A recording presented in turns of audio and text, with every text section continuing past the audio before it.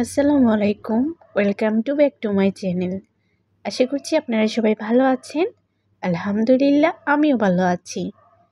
আজকে আপনাদের সাথে দুর্দান্ত একটা মজার রেসিপি শেয়ার করব। কাঁচা টমেটো দিয়ে ভর্তা রেসিপি। এটা একবার খেলে সারা জীবন এর স্বাদ মুখে লেগে থাকবে। চলুন তাহলে মূল রেসিপিতে।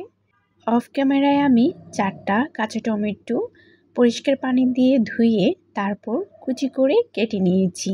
আপনারা দেখতেই পাচ্ছেন আমি কিভাবে কেটে নিয়েছি। দেন চলে যাব মূল রেসিপিতে। চুলায় একটা কড়াই বসিয়ে দিয়েছি, তাতে দিয়ে দিয়েছি হাফ কাপের মতো তেল, আর দিয়েছি 1 কাপের মতো পেঁয়াজ কুচি। এখানে পেঁয়াজ কুচিটা একটু বেশিই লাগবে, ভর্তাতে পেঁয়াজটা বেশি হলে খেতে অনেকটা ভালো লাগে। পেঁয়াজগুলোকে আমি কিছুটা পরিমাণ ভেজে নেব। পেঁয়াজটাকে আমি একটু হালকা করে ভেজে নেব, সামান্য একটু কালার আসা আগ পর্যন্ত। একদমই বেশি ভাজা যাবে না, তাহলে ভর্তাটা খেতে ভালো লাগবে না।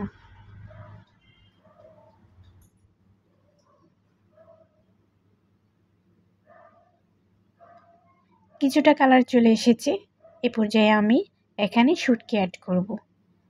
আমি 5 থেকে 6টা শুটকি দিয়ে দিয়েছি। আমি পুঁটি চাপা শুটকি দিয়েছি, আপনারা চাইলে যে কোনো শুটকি এখানে দিতে পারেন। সবচেয়ে বেশি স্বাদ হয় যদি বাঁশপাতা শুটকি দিয়ে রান্না করা হয়। তো এই মুহূর্তে আমার বাসায় বাঁশপাতা শুটকিটা নেই, সেই জন্য আমি পুঁটি চাপা শুটকিটা এখানে দিয়েছি। আপনারা চেষ্টা করবেন বাঁশপাতা শুটকি দিয়ে রান্না করার জন্য। শুটকিগুলো খুব ভালো করে ভাজা হয়ে গিয়েছে, আপনারা দেখতেই পাচ্ছেন।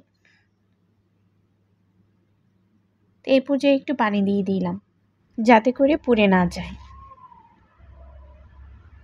এখন আমি একে একে কিছু মশলা অ্যাড করব। আপনারা অবশ্যই ভিডিওটা কোথাও স্কিপ করবেন না, তাহলে অনেক কিছু মিস হয়ে যেতে পারে। এখন আমি স্বাদ মতো লবণ দিয়ে দিলাম এখানে, আর হাফ চা চামচের মতো হলুদের গুঁড়া দিয়ে দিয়েছি। দেন আমি দিয়ে দিয়েছি মরিচের গুঁড়া। এখানে আমি মরিচের গুঁড়া 2 চামচ দিয়েছি, কারণ ভর্তা মানে একটু ঝাল বেশি। ভর্তা একটু ঝাল হলে খেতে অনেকটাই ভালো লাগে।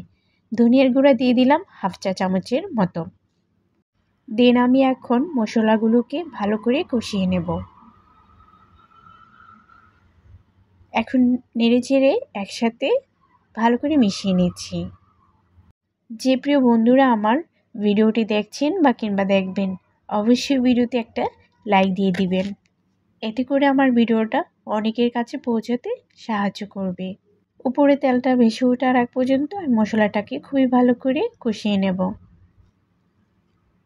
যাতে করে মশলায় কোনো রকম কাঁচা গন্ধ না থাকে। আপনারা দেখতেই পাচ্ছেন খুব সুন্দর করে মশলাটা কষানো হয়ে গিয়েছে এবং উপরে তেলটা বেশি উঠেছে। এই পর্যায়ে আমি আগে থেকে কেটে রাখা টমেটো কুচিগুলো দিয়ে দিব।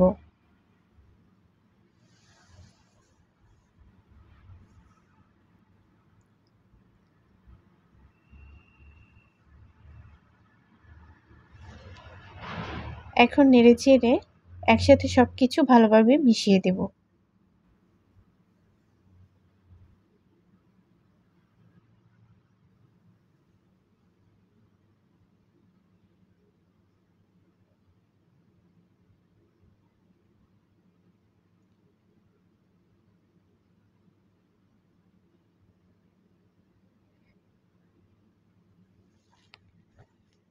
খুব সুন্দরভাবে মেশানো হয়ে গিয়েছে। এ পর্যায়ে আমি একটা ঢাকনা দিয়ে ঢেকে দিব।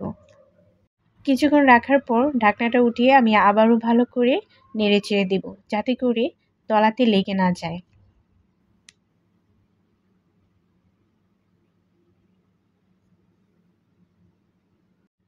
এখন আমি আবারও ঢাকনা দিয়ে ঢেকে দেব, এতে করে টমেটোগুলো খুব ভালো করে সিদ্ধ হয়ে যাবে। ঢাকনাটা উঠিয়ে আমি কিছু কাঁচামরিচ এখানে দিয়ে দিলাম।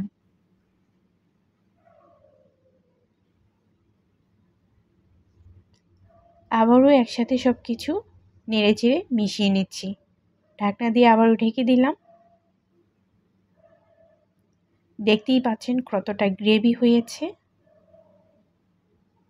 কোনো রকম পানি ছাড়াই দেখুন কতটা সুন্দরভাবে টমেটোগুলো সিদ্ধ হয়ে একেবারে গ্রেভি হয়ে গিয়েছে।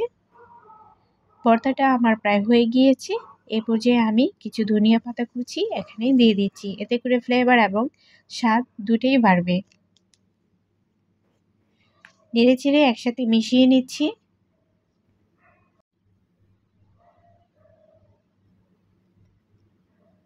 আমি আরও কিছুটা জাল করে নিব, যাতে করে একদম গায়ে পানি না থাকে।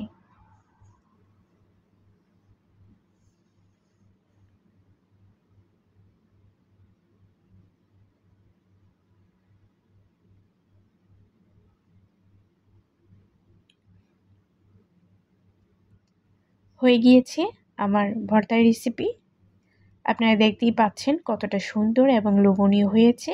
এখন আপনাদেরকে আমি একটা সার্ভিং বলে সার্ভ করে দেখাবো। এই যে দেখুন, মাশাল্লাহ কতটা লোভনীয় লাগছে দেখতে, খেতে কিন্তু দুর্দান্ত হয়। এই ভর্তা রেসিপিটা গরম ভাতের সাথে খেতে হেভি মজা লাগে। আপনারা অবশ্যই বাসায় একবার হলো ট্রাই করবেন। কাঁচা টমেটোর এই ভর্তাটা খুব সহজেই বানানো যায়, কোনো রকম বাটাবাটি ঝামেলা ছাড়াই। বানাতে যেমন সহজ, খেতেও কিন্তু দুর্দান্ত। আশা করছি আমার এই আজকের রেসিপিটি আপনাদের অনেক অনেক ভালো লেগেছে। যদি ভালো লেগে থাকে তাহলে অবশ্যই চ্যানেলটিকে সাবস্ক্রাইব করে এবং লাইক কমেন্ট শেয়ার করে পাশেই থেকে যাবেন। অবশ্যই পাশে থাকা বেল বাটনটি অল করে দেবেন, যাতে করে পরবর্তীতে এরকম নিত্য নতুন ভিডিও আপলোড দেওয়ার সাথে সাথে আপনার কাছে নোটিফিকেশন পৌঁছে যায়। তাহলে আপনি সময় সুযোগ করে দেখে নিতে পারবেন। তো আজকের মতো আমি এখানেই বিদায় নিচ্ছি। সবাই ভালো থাকবেন, সুস্থ থাকবেন। সবার জন্য অনেক অনেক দোয়া এবং ভালোবাসা রইল। আজকের মতো এখানেই বিদায় নিচ্ছি। আল্লাহ হাফিজ।